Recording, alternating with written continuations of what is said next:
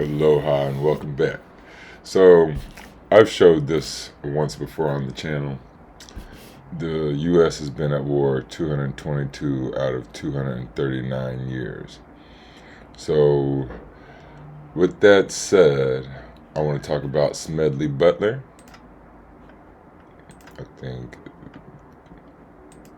okay, here we'll have Joe Rogan talk about him first.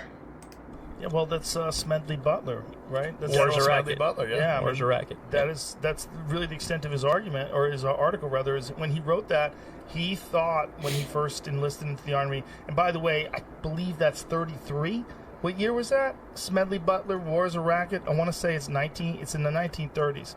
And he wrote this 35, eerily accurate account of what we're dealing with today when it comes to why we really take military action on certain countries. And they really, in his case back then, he was talking about protecting bankers and... Okay, so he was talking about protecting bankers, right?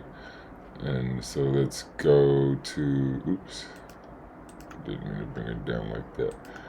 Okay, now this is Knowing Better. Pretty good channel, does long essay form videos, and this is a little part on Smedley Butler. Panama was a province of Colombia, and Colombia would not approve of the United States' purchase of the proposed canal zone. So the US supported a successful independence movement and began work on the canal in 1904. Smedley Butler was in Panama throughout construction, with the canal zone serving as a military outpost for Marines to operate out of during the Banana Wars. When Nicaragua attempted to build their canal without US support, they sent Smedley Butler. When they needed someone to supervise a rigged election, or when a civil war threatened American business assets, they sent Smedley Butler. I spent 33 years and 4 months in active service, and during that period I spent most of my time as a high-class muscle man for big business, for Wall Street, and for the bankers. In short, I was a racketeer for capitalism. I suspected I was just part of a racket at the time. Now I'm sure of it. I helped make Honduras right for American fruit companies in 1903. I helped purify Nicaragua for the international banking house of Brown Brothers from 1909 to 1912. I brought light to the Dominican Republic for American sugar interests in 1916. I helped in the raping of half a dozen Central American republics for the benefit of Wall Street. During those years, I had, as the boys in the back room would say, a swell racket. Looking back on it, I feel I might have given Al Capone a few hints. The best he could do was operate his racket in 3 city districts. We Marines operated on 3 continents. During the opening shots of World War I, So the Germans tried to send an armed... I felt that was an important quote by Smedley Butler. So that was an actual quote that Smedley Butler had in his book, War is a Racket. And we're going to finish out here with a Jimmy Dore clip talking about the book. I wish he had the quote in this, but I don't think the quote is in here, so that's why I wanted to put the quote beforehand. Anyway, here goes Jimmy Dore. I don't know if you know, but war is a racket. Huh? I didn't make that up. That was made up by a guy named General Smedley, who was, when he died, the most decorated veteran in America. He wrote a book in the 1930s after he had served in World War I and what have you. And it was called War is a Racket. And I just want to read one paragraph from that book. War is a racket, it always has been. It is possibly the oldest, easily the most profitable, surely the most vicious. It is the only one international in scope. It is the only one in which the profits are reckoned in dollars and the losses in lives. A racket is best described, I believe, as something that is not what it seems to the majority of people. Only a small inside group knows what it is about. It is conducted for the benefit of a very few at the expense of very many. Out of war, a few people make huge profits. So that was by a guy named General Smedley. So he was some liberal hippie. That, he was general. Tree-hugging general. Yes. And he Just wrote a that reminder. in 1935. He pointed out in 1935 that the U.S. was engaging in military war games in the Pacific. Did you know that? I didn't know that. In 1935, prior to World War II, the United States was engaging in war games in the Pacific that were bound to provoke the Japanese. Smedley says the Japanese, a proud people, of course, will be pleased beyond expression to see the United States fleet so close to Nippon shore.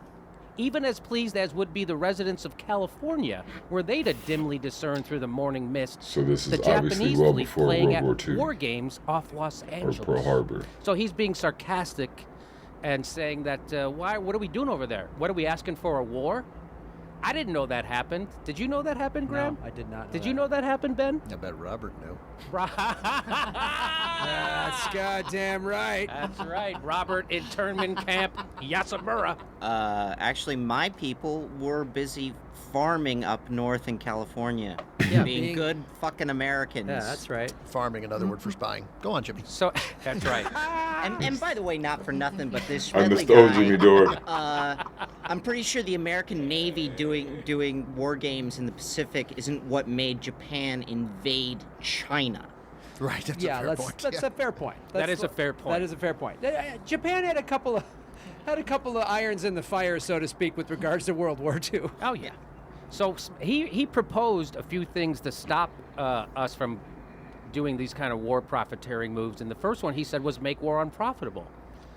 There He you go. suggests that owners of capital should be conscripted before other citizens are. Quote, it can be smashed effectively only by taking the profit out of war. Right. The only way to smash this racket is to conscript capital and industry and labor before the... So I find it funny that people say the way to fix stuff is to take the profit out of it, like healthcare. We need to take the profit out of it. Running for elections, we need to get rid of Citizens United. We need to take the money out of it, right? Make it non-profitable, really. We need to take the profit out of all kinds of stuff, like to make streets and stuff. You had to take the profit out of it so that we could make the streets real fast and stuff. It was just collectively bargained. It was paid by taxes. So capitalism is all about the profit, right? And so war is profitable. We're going to go around the world doing war 222 out of 239 years and counting. We're never not in war since I've been alive. And so, yeah, like capitalism is war. The profit is just, if it's profit first, you're going to be at war a lot of times since war is profitable. But let's let him go on. nation's manhood can be conscripted. Let the officers and the directors and the high-powered executives of our armament factories and our steel companies and our munitions makers and our shipbuilders and our airplane builders and the manufacturers of all other things that provide profit in times of war, as well as the bankers and the speculators, be conscripted to get $30 a month, the same wage as the lads in the trenches get. That would end So the what war they're saying probably is if you work at instantly. a company and your company makes stuff that's going to be used in a war and it's sold in a war, you're going to get paid the same wage as soldiers get paid, no matter where you work in that company Yeah. That makes a lot of sense. during a war. I would agree to that. And that will take the profit motive out of war. I thought they were suggesting that those guys actually get drafted and have to fight, because that is a That would be surefire better. way to lose a war. Well, he's saying that too. That's what he means by conscripted. Well, I mean, here- he means No, he means he means what Jimmy's saying. He means that everyone who, Basically, everybody becomes a public utility. and at you that can't point. get right, and you don't exactly, and So you that's don't. what happens when a war starts: is no one can profit from it. And here's how he has one more thing. He says acts of war should be decided by those who fight it. He suggests a limited referendum to determine if a war is to be fought, meaning only eligible to vote would be those who risk death at the front lines. So if you are at the age of you would be drafted to go fight, you get to vote on whether we go to war. No one else. The people who would fight in it get to decide if we're going to go That fight in makes it, sense not too, the right? people who don't fight in it. Yeah, but he wrote that before he got a load of California's referendum system. It's a catastrophe. So I like those two ideas. Those would be great ideas. They're never going to happen I because like the first one. I don't like the second. because war is a racket. I like the Right, second and one. that's why we are hearing about this book 80 years later. Like, Right. this book hasn't been weird that this book wasn't taught in schools. I never Right, heard should of be this taught book in until schools just and the could other have been day. written yesterday, Somebody's, I was reading somewhere online and I came across it. It doesn't help that the general sounds like he's a Simpsons character. You mean Well, it General should. Smedley? General Simpsons Smedley. are pretty popular, right? Yeah. I think it's Make the man conscripted at the same wage. I think his name was Butler Smedley. Even worse. Of course it was. His name is Butler Smedley. It was either that or Beauregard. Yeah. General Morgan. Yeah. Josephus Smedley.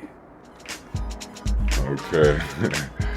So that was Jimmy Dore's little take. But anyway, Smedley Butler, War is a Racket. If you'd like to read, go get the book, read it up. If not, there's a couple good things that I just showed you on YouTube. We watched the whole Jimmy Dore one. The Knowing Better, it's probably about an hour. No, I think it's 39 minutes. So go ahead and go to Knowing Better if you want to watch that whole thing. But there's all kinds of things on the Banana Wars and Smedley Butler that you can look up if you want to know more about it. But that's my little take, and I'm going to be doing some historical things that I think that just everyone should know, whether you're on the right, the left, or center.